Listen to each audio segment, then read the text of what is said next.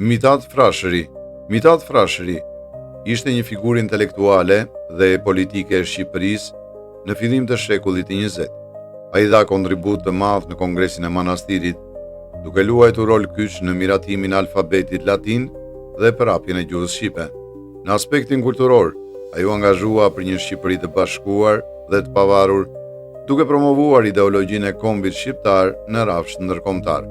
Si një nga liderët e ballit kombëtar, Mithat Frashëri mbrojti një Shqipëri etnike, të bashkuar dhe demokratike. Ishte kundërshtar i regjimeve autoritare.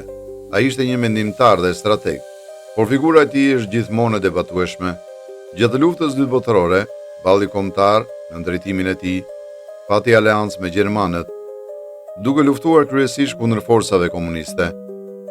Kjo lidhje me pushtuesit dhe përpjekjet e tij për të fituar përkrahjen e fuqive të huaja për qëllime personale dhe politike, ka ndikuar negativisht në reputacionin e tij.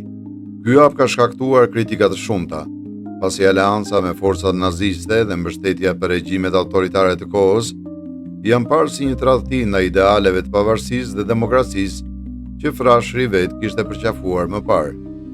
Pas luftës, ai u detyrua të largohej në Shtetet e Bashkuara të Amerikës, ku themeloi Komitetin Shqipëria e Lirë. Për disa, ai mbetej një simbol i luftës për një Shqipëri të pavarur dhe të bashkuar, ndërsa për të tjerë, ai është parë si një udhëheqës që humbi drejtimin në një periudhë kritike të historisë.